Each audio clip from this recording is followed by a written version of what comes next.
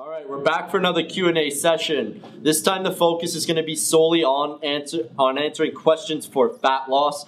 The reason is we're releasing Hyper Shredded, the new 28-day guide to kickstarting your fat loss. As you can see, we're in our beautiful new studio. So I'm going to answer 3 questions for you here, and we're going to get the ball rolling. Question number 1. Are carbohydrates bad for weight loss, fat loss? So, simple answer is they're definitely not bad for weight loss, but you are going to want to reduce your carbs.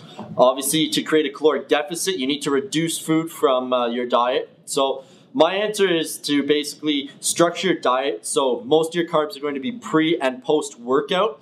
Body's going to utilize them a lot better, and it's going to make sure that you can keep the intensity of your training up while you're in a caloric deficit, which is one of the most important things to do. Make sure your training isn't lagging behind when you're dieting. All right, on to question number 2. How many meals a day should I eat to lose weight? Really doesn't matter how many meals a day you eat to actually lose weight. It matters more hitting your caloric intake and your macronutrient intake. The thermic effect of food, no matter how many meals you eat a day, is always the same. So you're always going to be burning the same amount of actual calories, no matter if you eat it over 6 meals or if you eat it over 2 meals. So it's basically all about hitting your actual intake of macronutrients and calories. On to question number 3. And this is a big one for a lot of you guys who are scared of that at that post period after actually following a strict diet or following a caloric deficit. How do I prevent putting back on all of that lost weight, or prevent putting on even more weight than what you started at, which a lot of times happens for people. So what you're going to want to do is very, very meticulously add calories back into your diet. This is, in the fitness industry, this is known as a reverse diet.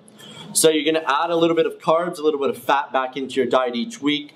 And over the course of a few weeks, a few months, and even a year, I mean, sometimes competitors may even take up to a year reverse dieting to a point that they feel that they're eating enough calories that they can actually go back into a cutting phase to get ready for competition.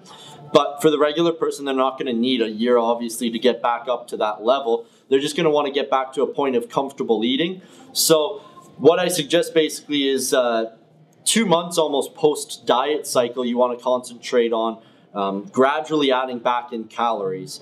So I'd almost aim to add in 500 to 1,000 more calories than what you're currently eating on your caloric deficit. But it's going to be very, very slow that you're going to add these back in. So 5 to 20 grams of carbs at a time, maybe every 2-3 weeks. And again, maybe 5 to 10 grams of fat added back into your diet every 2 to 3 weeks. All right, guys, thanks for tuning in. That was 3 quick answers on fat loss for you guys.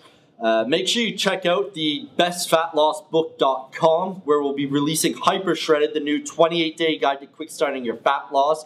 This is going to take you through training and nutrition and everything in between that you're going to need to make a substantial transformation with your body. Make sure to like and subscribe to the channel, share with your friends, post below if you have any questions, so that next week we can answer these all for you. Thanks, guys. See you soon.